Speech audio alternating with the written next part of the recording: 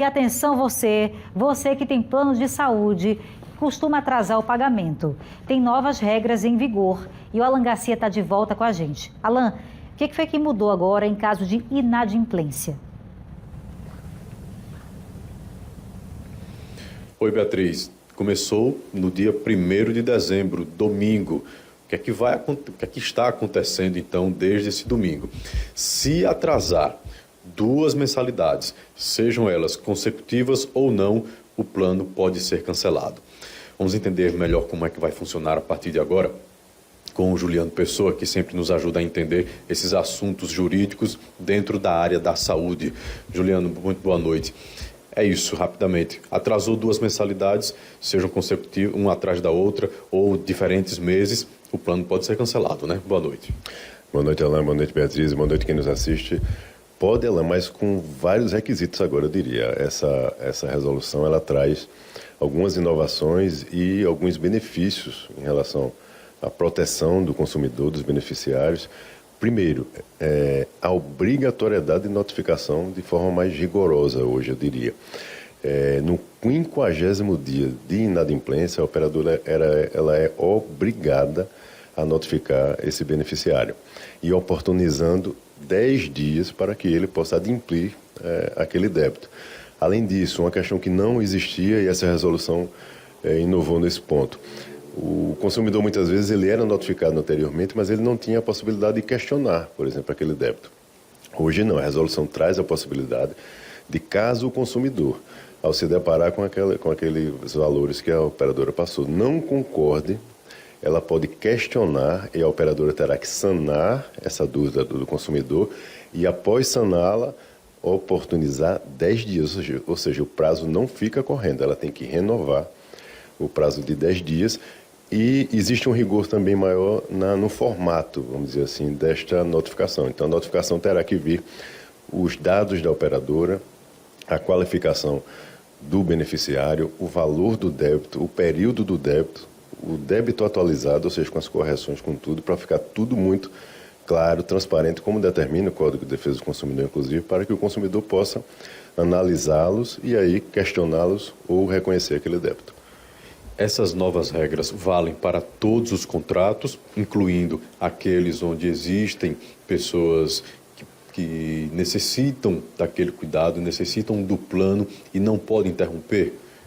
Isso envolve todos, assim, é um dos deveres do consumidor, né? Ele adimplir mensalmente ali com as suas mensalidades.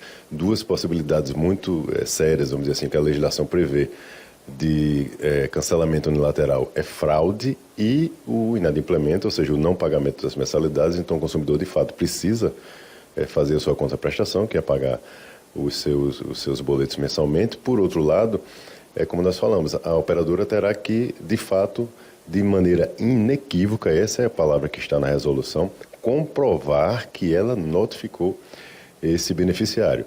E vale destacar também para quem nos assiste que houve uma ampliação dos meios, dos canais de comunicação para que a operadora possa fazer essa notificação.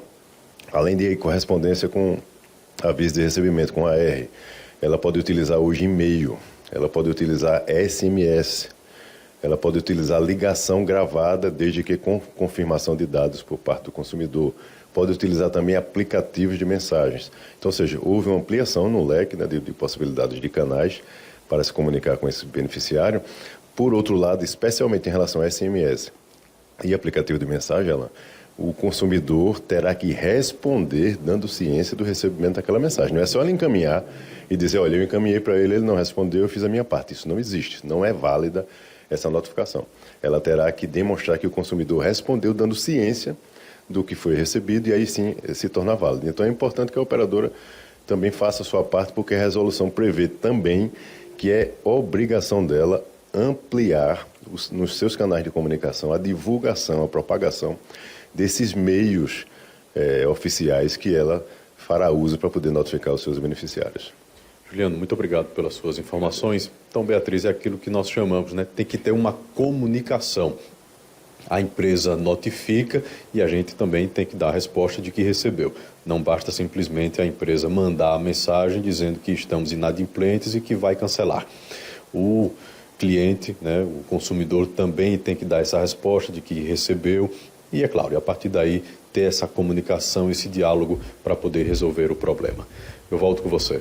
Meu querido Alan Garcia, eu fiquei com a dúvida, que eu não posso ir embora sem sanar essa dúvida. O cliente, né, o consumidor tem que responder a notificação da empresa, né, da operadora do plano de saúde. Mas se a pessoa de má fé não responder, para dizer assim, não estou sabendo, não fui notificado, não vi essa mensagem. E se a pessoa não responder, como é que fica esse prazo? Beatriz está mandando uma pergunta lá do estúdio, Juliano. E se o consumidor de má fé não responder a mensagem? Ótimo, Beatriz, essa pergunta é excelente. Aí eu diria que a operadora tem os canais mais formais para comprovar que ela notificou, principalmente o envio de correspondência com AR. Então, ou seja, o AR será recebido, colocado data, de quem recebeu, a hora que recebeu, e aí a operadora terá um meio formal, um documento formal, indicando que ela, de fato, mandou essa notificação para o consumidor e ele recebeu. Essa questão dessa ressalva, né, do recebimento da ciência, ela é válida para esses meios digitais. Então, ou seja, o e-mail só é válido se tiver confirmação de resposta e o SMS e aplicativo de mensagem também, se ele der ciência. Salvo isso, não é válido. Mais uma vez, Juliano, obrigado pelos esclarecimentos. Beatriz, eu volto com você. Excelente, muito obrigada a você, Alan Garcia, e também doutor Juliano Pessoa, pelas informações.